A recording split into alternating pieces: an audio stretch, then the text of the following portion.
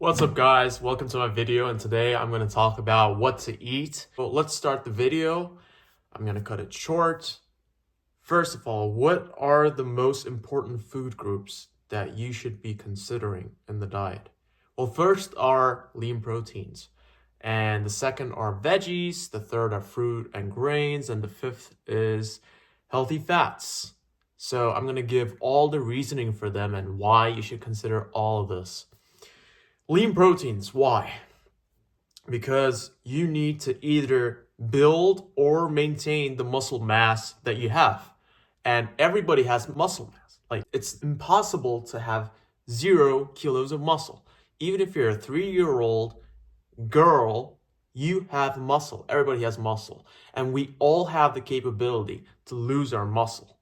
So in order to do that while doing a fat loss diet, you should be eating protein. How much, of course, differs if you're working out, which I assume that you do because you're in this channel, because this is a fitness channel. You should be eating 1 gram per pound of body weight and just forget about it. Okay, just 1 gram per pound of body weight. Like, maybe a little bit less, maybe a little bit more. It doesn't matter. Just don't get into the details because it really doesn't matter. But you should be eating lean proteins. What are good examples of lean proteins and why lean proteins? I'm going to get into that as well. Chicken breast, turkey breast, red meats, lean steak, fish, tuna fish, or other kinds of fish. And I'm not really good with fish because I don't really like fish except sushi, and that has a lot of carbs, so I don't really eat that much fish. You should maybe be wary of eating salmons. They're really good, of course. I mean, really healthy source of fats, of course. But they're really calorically dense, and that's why they might not be satisfying. Okay, so those are the lean proteins. You need to eat 1 gram per pound of body weight. And the reason that you should also eat lean proteins is protein is really filling. Protein is the most filling macronutrient, even in comparison to fiber. Fiber is the second most filling. And proteins have a thermic effect. What does that mean? I mean, every single food group has a thermic effect, but for every 100 calories of protein you eat, you burn 30 calories of it. So if you eat, for example, 200 calories of turkey breast, your actually net intake is 140 calories, or maybe a little bit more, 160 calories. So there's a thermic effect between 20 to 30 calories per every 100 calorie consumed of protein. For carbs, this is about 10 calories. For every 100 calories, you would burn 10 calories. So that's called the thermic effect of food. So if you eat more protein, then you'll actually store less of it in your body, and it's also more filling. So that's why everybody's emphasizing eating more protein, because 1, it maintains muscle, and 2, it's really filling, and 3, it really just has a really high thermic effect. Of course, it's filling to a certain extent. I mean, after you get 1 gram per pound of body weight, it's not really filling anymore. And it's actually perhaps less filling because you're missing out on other macronutrients. So that's why it's not the best idea to go to 2 grams per pound of body weight, for example. If you like it, it's totally fine, but it's not recommended. So let's go to 2, veggies. Why? Why are they more important than whole grains? Because they're really low calorie dense. So they have a lot, you can eat a lot of it for very little calories. And for fat loss, the most important thing is whether you're in a caloric deficit or not. And you can achieve this by eating a lot of food, but food that are really, low in calories. So veggies have also really high amounts of fiber, vitamins, and minerals. I don't even have to get into that. You need to meet your macronutrient goals according to your body, and they're really good for that as well. Why? Because if you get more micronutrients in, then you'll have less oxidative stress, you will recover better, and all these other things. So micronutrients are really important, and I actually didn't really eat veggies because I don't really like it that much. I don't hate it, but it's not really my favorite kind of food. But they're really healthy and really important for recovery. So it's really important to get some veggies. And they're really high in fiber, like I said, so it's really filling, and you'll just like eat not that many calories. For example, if you eat like 500 grams of spinach, it's like what, 100 calories maybe? It's really not that much. It's really low, and it's really high in magnesium and vitamin C, I think K as well. It's like really high in many vitamins. So it's one of the most nutrient dense veggies that you can eat. Also, red bell peppers are really good, and you can like mix it up with like low fat ground beef or ground turkey, whatever your preference is. So they're really good to include. Salads, for example, you can make like a huge salad and put some like 0 calorie dressing on top of it. Of course, 0 calorie dressing, not the regular dressings, because you'd add like 300 or 200 calories extra, and then it really doesn't make sense to eat a salad anymore. So veggies are also very important in your diets if you really want to stay full, because you're in a caloric deficit. It's really normal for you to be a little bit hungrier, maybe at times, not all the time, but sometimes at least. And if you actually get your foods from like lean proteins, veggies, and all of that, in that case, it could be really beneficial for you. All right, so fruits and grains. Why? Because fruits are also really high in fiber.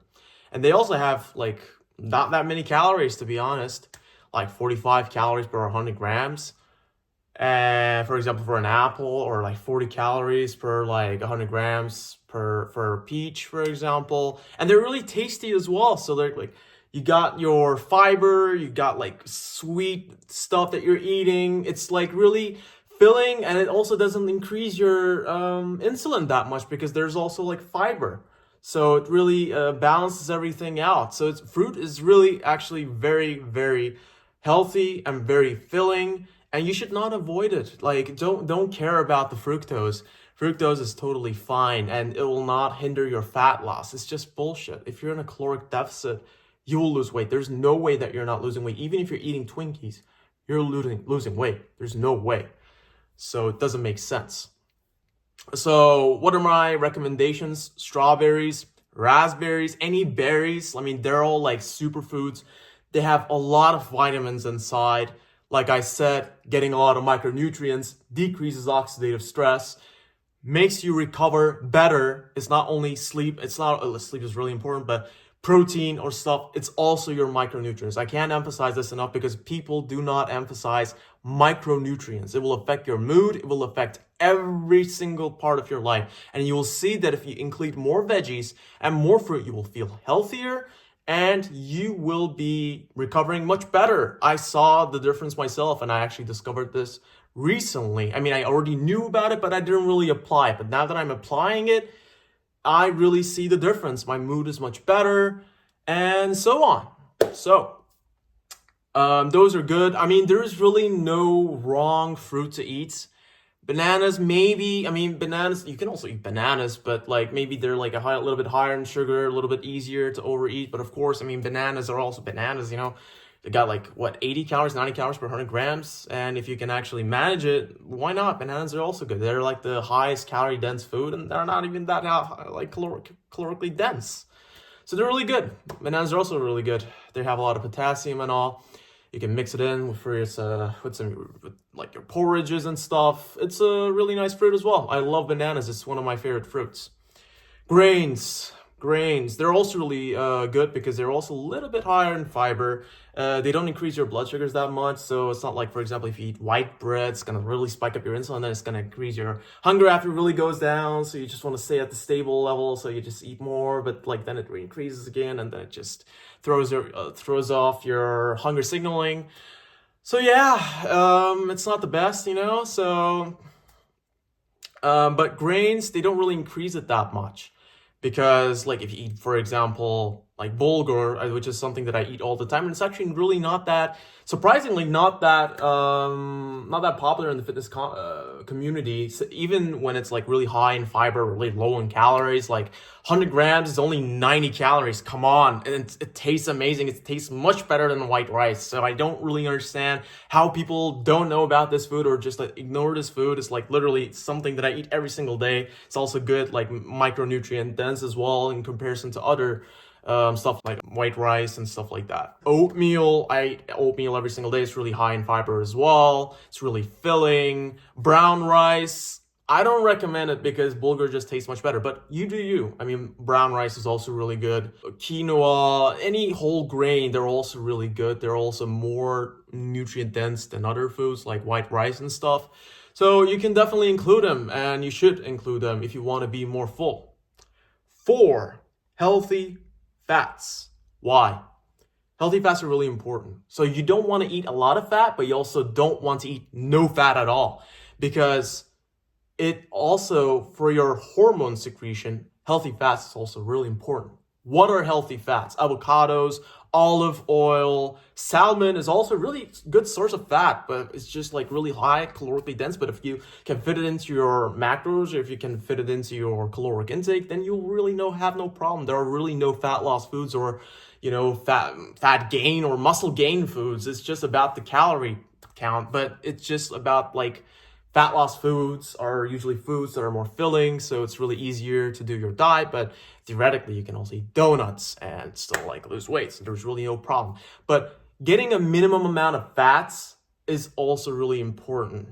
So you should also be consuming healthy fats, and you should not be consuming that much. So for example, I take like 50 grams, so that's like 1/3 of my weight. So you can just like eat 0.3 grams of 0.3 grams for every pound of weight you are. For example, I'm like 165 pounds, I think 164. So I eat like 50 grams, 55 grams, something like that. So just 1/3 of your weight in pounds. You can just do that and fill the rest up with carbs. So it's just like 1 gram per pound of body weight, 0.3 grams of fat for every pound of pound of body weight, and then you can fill the rest of your calories with carbs, and then you got your diet. So that's the best way to split your macros, by the way. What I just suggested, it's just for the best. It's just to make your diet optimal. So you don't really have to eat these foods. You can, incorporate other lean proteins or healthy fats or fruits and grains or veggies of your liking. You can also include donuts for all I care. I mean, because it really doesn't matter what you eat, but what matters is how it affects your blood sugars. For example, if I eat a donut or if I eat cereal, I'm not going to be full. I'm just going to eat the whole box because it's not filling. It's like high in sugar, so it's going to increase my insulin. And there's really nothing wrong with sugar as well if you actually eat it, and not be in a caloric surplus. But it's just really easy to overeat, especially when it's like high calorie dense with like a lot of fat, a lot of sugar. That combination of sugar, fat, and carbs sugar is carbs. Like sugar is a carb. But if you can actually do it, if you can actually eat sugar or junk food and still stay on your diet and still lose weight, perfect, include it.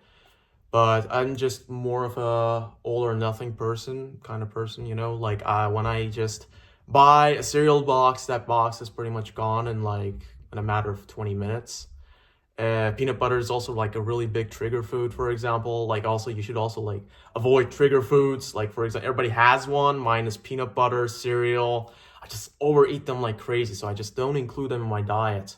So you need to also look at what kind of foods are more suitable for you if you want to lose fat. Because if you also overeat healthy foods, for example, like peanut butter, it's not the best, then you really just gain weight, even if it's healthy. So being healthy doesn't really make a difference if you're in a caloric surplus. I hope you enjoyed the video. Give me a like, please subscribe. I'll be posting videos every single week.